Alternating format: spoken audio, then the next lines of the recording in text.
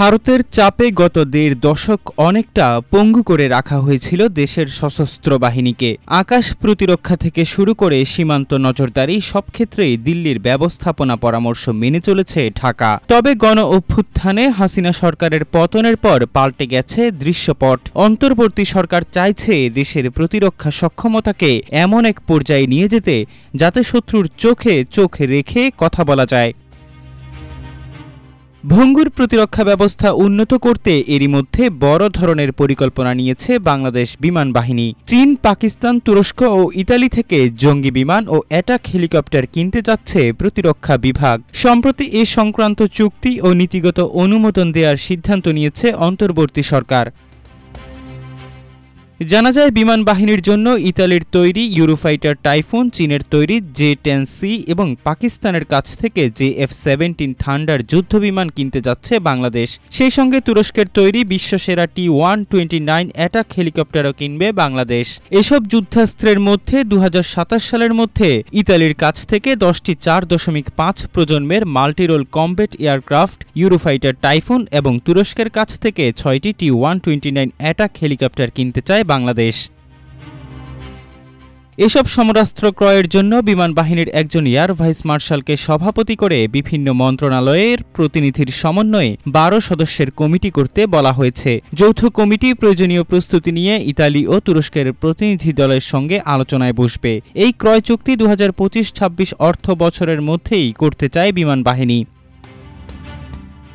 এর আগে চলতি বছরের এপ্রিলে $220 কোটি বা প্রায় 27,060 কোটি টাকা ব্যয়ে চীনের তৈরি 20টি J-10C মাল্টিরোল যুদ্ধবিমান কেনার উদ্যোগ নিয়েছে অন্তর্বর্তী সরকার। একই সঙ্গে পাকিস্তানের কাছ থেকে 16টি JF-17 থান্ডার যুদ্ধবিমান কেনার চুক্তি করা হয়েছে। এই 16টি বিমান কেনায় খরচ ধরা হয়েছে $720 মিলিয়ন বা প্রায় 8,856 কোটি টাকা।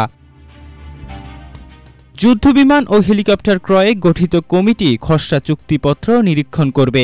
এছাড়া যুদ্ধবিমান সংরক্ষণ, সহায়তা, সংরক্ষণ পদ্ধতি, প্রশিক্ষণ ও খুচরা যন্ত্রাংশ ব্যবস্থাপনা ও অন্যান্য আনুষঙ্গিক বিষয় চুক্তিপত্রে উল্লেখ করা হবে। কমিটি দর কষাকষির মাধ্যমে এসব যুদ্ধবিমানের চূড়ান্ত মূল্য নির্ধারণ, অর্থ পরিশোধের পদ্ধতি, খসড়া চুক্তিসহ দুই দেশের প্রতিনিধিদের সঙ্গে আলোচনার মাধ্যমে চুক্তিপত্র চূড়ান্ত করে চুক্তি স্বাক্ষর করবে।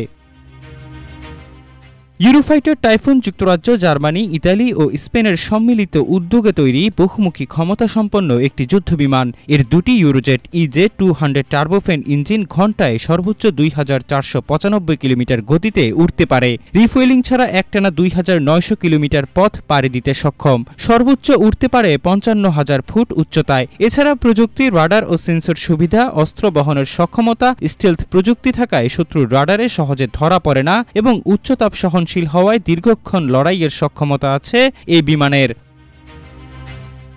পাকিস্তানের JF-17 থান্ডার একটি অত্যাধুনিক হালকা ওজনের সব আবহাওয়ায় চলাচলের উপযোগী multirole fighter jet. Pakistan aeronautical complex এবং চীনের চ্যাংডু এয়ারক্রাফট ইন্ডাস্ট্রি কর্পোরেশন এই যুদ্ধবিমান তৈরি করেছে। এয়ার টু এয়ার ও এয়ার টু সার্ফেস কমব্যাট, দিন কিংবা রাত সব অবস্থায় সমান তালে কার্যকারিতা দেখাতে পারে এই বিমান। ভারতের MiG-29 বিধ্বস্ত করে এই বিমান আলোচনায় আসে। তুরস্কের T-129 অ্যাটাক হেলিকপ্টার তুরস্কের 2 ইঞ্জিন বিশিষ্ট 2 আসনের বহুমুখী অ্যাটাক হেলিকপ্টার। উষ্ণ ও উচ্চ পরিবেশ, দিনে বা রাতে যেকোনো প্রতিকূল আবহাওয়ায় আক্রমণ ও গোয়েন্দা মিশন পরিচালনায় সেরা। এই হেলিকপ্টারে একটি 20 মিলিমিটার 3 ব্যারেল ঘূর্ণনশীল কামান, LUMTAS ও CIRIT ক্ষেপণাস্ত্র এবং আকাশ থেকে আকাশে নিক্ষেপযোগ্য স্টিঙ্গার ক্ষেপণাস্ত্র ব্যবহার করা যায়। এছাড়া বিভিন্ন ধরনের রকেট নিক্ষেপ করা যায় এই অ্যাটাক হেলিকপ্টার থেকে।